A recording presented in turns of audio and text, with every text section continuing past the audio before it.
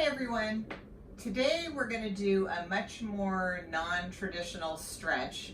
Many of you may have done this stretch before, but I'm going to add a non-traditional feature to it, which I'm pretty excited to teach you guys. This is called a 90-90 stretch. It's got a million different names. We'll, for the sake of argument, call it a 90-90. So I want you to think about a 90-degree angle in the front leg and a 90-degree angle in the back leg. Now the key with this is this is a way to truly identify what kind of mobility you have in your hips. And you'll see that my back leg is in end range internal rotation and my front leg is in end range external rotation. What most people are going to find is that there's a definitive asymmetry from right to left. So for me, as an example, in this position with my left leg as the internally rotated leg, I'm a little tighter on this hip. So if I was perfectly mobile, I would be able to have both butt cheeks touching the floor and I'd be nice and level. I have a harder time being upright in this position. It's a little bit more pinchy in my back. So if that's the case for you, I don't want you to force yourself into upright. Let yourself kind of lean over a little bit more. And I do that just so I take the pressure off my back. Okay, and then that way I can focus on what I'm trying to focus on. So what you're going to do in this position, the goal here is that we're going to be isometrically irradiating all the focus and tension to one joint at a time. And we're going to really be stretching that joint at end range. And we're going to recruit isometrically the muscles on both sides of the joint at end range. So take your hands, put them next to the front leg. If that's uncomfortable for your wrist, you can make a fist and do it that way, whatever's the most comfortable for you. And I want you to put tension in your arms. I want you to recruit your core. I want you to get tension in both legs. And what we're going to do is we're going to isometrically recruit the muscles around the front leg for starters. So the first muscle we're going to recruit is the outside of the hip. And we're going to do that by isometrically. Now, when I say isometrically, it means creating tension without any joint motion. So what we're going to do is take this whole front leg and push it into the floor with as much force and tension as we can tolerate, up to 100%, but there should be zero pain when you do that. And what you're going to do is you're going to hold that for anywhere between 10 and 30 seconds. Then you're going to very slowly let up on that contraction and you're going to try and lift your foot off the floor.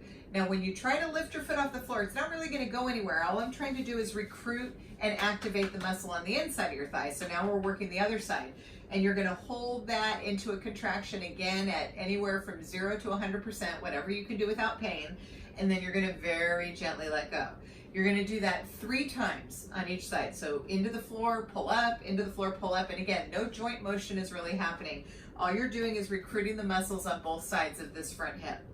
Then you're going to turn and do the back hip. Now again, this is my tighter side, so I'm having a harder time getting over it. So I'm going to let my body come back like this. I'm not going to be on both sides because that's very aggressive for my back. So I'm going to come into this position, and now I'm going to take this leg and I'm going to isometrically push this leg as hard as I can into the floor. Then I'm going to try and lift my heel and foot off the floor, which is now going to get the outside. And again, I'm going to do 30 seconds, 3 repetitions of each. Then I'm going to go from that to a butterfly, and you don't have to have your feet touching, or you can, whatever's the most comfortable for you. You're going to put your elbows on, or your forearms on your knees. You're going to isometrically push up into your arms with as much force or tension as you can tolerate for 30 seconds. Gently release. Do not just let go. And then you're going to isometrically pull your legs and your knees down to the floor. So you're pulling deeper into the stretch. Then meet that after you've done that for 30 seconds and repeat. 3 repetitions of each. And then you're going to switch to the other side of the 90-90. Now you can see for me on this one, I'm much more upright. So when I go on this leg, I can be right over this leg. So this leg has really good internal rotation, this one doesn't. So this is a really good way for you to assess what's going on with your own body. I really like it for that reason. So this is doing the hips for hip mobility. What people need to understand is 90% of back problems have nothing to do with the back. They're because the hips are tight, or because the thoracic spine, which is our rib cage, is tight, or something's going on with our foot and ankle.